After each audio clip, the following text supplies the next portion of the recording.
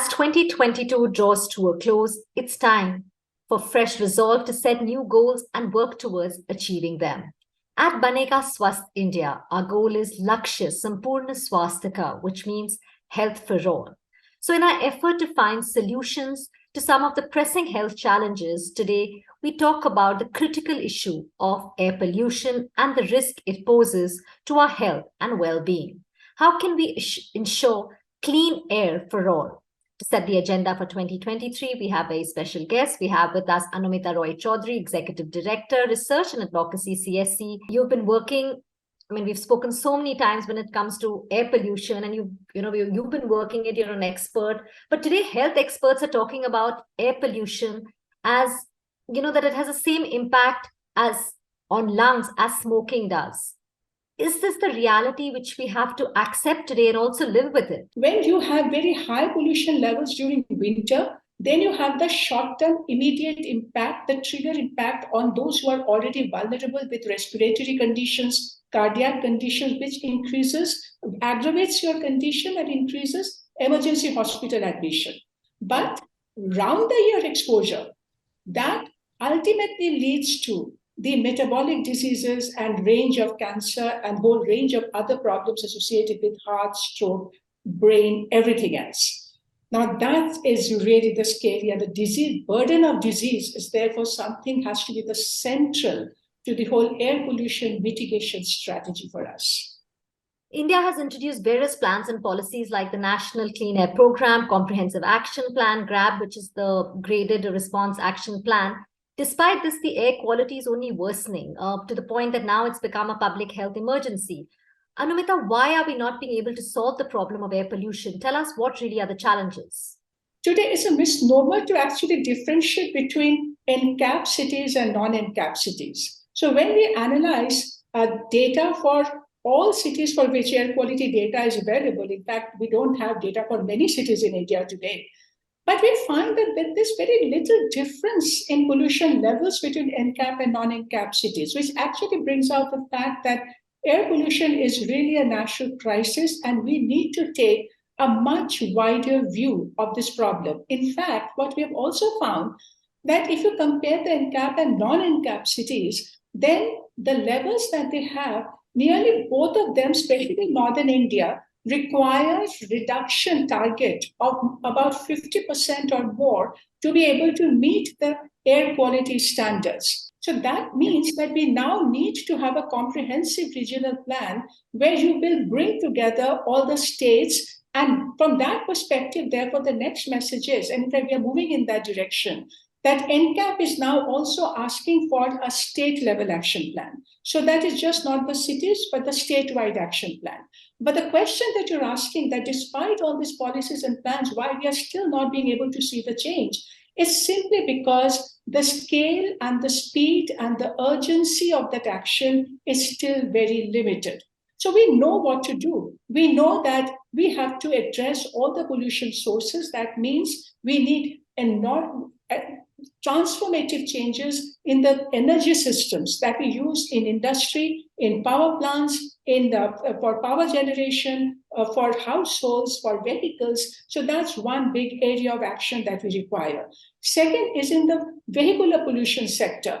Today, if you look at across the country, just few cities talk about some mass transport system, but most cities do not even have a template of how to develop their public transport system, walking, cycling, vehicle restraint measures, so that this explosive vehicle numbers that you see in the city like Delhi, which is contributing but more than 50% of the pollution on a daily basis, we don't have a blueprint for that yet. Similarly, the waste management, everyone is talking, we're so worried about the waste burning in all our cities, simply because we have not been able to develop the infrastructure to segregate waste at the household level, 100% segregation, 100% recovery and recycling, and the fact that the legacy waste has to be remediated and we have to have a zero landfill policy. As we enter 2023, we need to be mindful of the SDG deadline, which is 2030, and SDG 11 target 11.6 focuses on reducing the adverse per capita environmental impact of cities, including by paying the special attention to air quality. How do you think we can really achieve, or make it to the deadline of 2030? all the states, they're working on their cleaner action plan, climate action plan, and environmental action plan, which are linked to all these SDG goals, right? Now, why are we kind of keeping each one of them in silos? They have to talk to each other because the mitigation for most of them are common. So what is interesting in India today, that the policies are changing, okay, and the policies have adopted a lot of progressive elements, a lot of right principles. But where the big gap is, that how do we bridge the gap between that policy and the strategy for implementation on ground with clear funding and financing strategy? Even though pollution is a big problem, and some cities pollution is also increasing, but we also know that pollution in many cities, air pollution, including Delhi and NCR, the overall long-term curve has started to bend. It is not rising further. Now we need to leverage that and therefore take more hard decision. And that hard decision will be possible if people begin. So while we need public awareness around the problem of air pollution, we also now need much stronger public awareness around the solutions needed for clean air and build public support for all the hard decisions needed. That's the only way to change the politics around this issue. Anumita, what are some of the lessons that we can learn from China or other countries in addressing the problem of air pollution? The simple fact is that they have started working with a 5-year plan, which started in 2012, but with very clear target reduction. So they said, okay, this is my 5-year plan, and with that, I'm going to say 25% reduction. Then they work backwards, and if you look at the scale of action that they have taken in all the sectors that we are talking about today, I mean, those are really big action. And the fact, so when they talked about Beijing, it is just not Beijing city, as we are saying, like it's just not Delhi. So Beijing and the much larger 26 cities around it and the much larger region around it were brought under an integrated plan with horizontal and vertical accountability for the entire region. And then if you look at each sector, I mean, they have gone to the extent to control their vehicular pollution, for instance. They have a license, the quota, that how many cars can be sold per year. They're even capping at that level.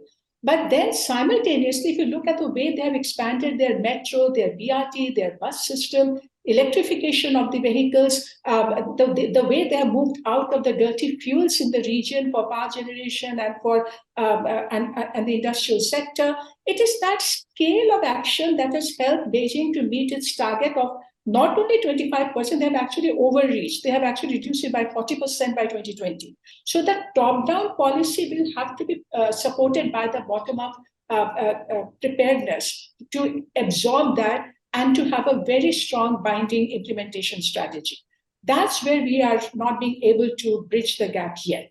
So that's the learning from other cities, that they're looking at more disruptive changes. What are the 5 resolutions which we as a country, India, needs to adopt in short term, medium, as well as long term to achieve clean air for all? So let's have that agenda clear.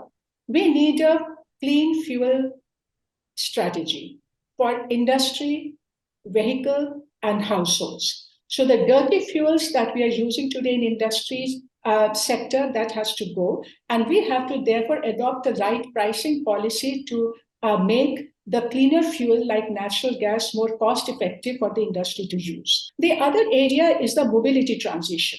The mobility transition will require the massive scaling up of public transport strategy with supportive walking and cycling infrastructure and vehicle restraint measures in terms of making the car owners pay the right price for using the road and for parking so that you restrain that usage. The third area is the circular economy, that all the waste that we generate, we have to ensure that we have the right infrastructure at a scale in place to segregate, to recycle, to reuse, and not take the waste to the landfill. And whatever waste we have in the landfill needs to be reused and remediated completely. And the final area are the big area. We still have a lot of household pollution happening. In fact, the poverty is the reason for that. but we need a strategy to replace the solid fuel in the households with clean fuels. And the dust is one big area of work, but for that, it's just not the road sweeping that is going to help. We really need a big greening agenda to happen, afforestation, plantation, so that you have massive green walling, and the whole urbanization strategy, the infrastructure development that is happening, we need to control, we have to kind of inform that well, so that we do not generate blocking more pollution and generate more dust. So that is something we know, but this has to be broken down into specific action, city-wise, hotspot-wise, and region-wise. Let's really all work towards ensuring that there is clean air for each and every one of us. And obviously, as the government does their bit, there is implementation, like we've been talking about, having specific goals, working towards them. We as citizens also need to ensure that we do our bit in working towards cleaner air quality. Thank you so much for speaking to us.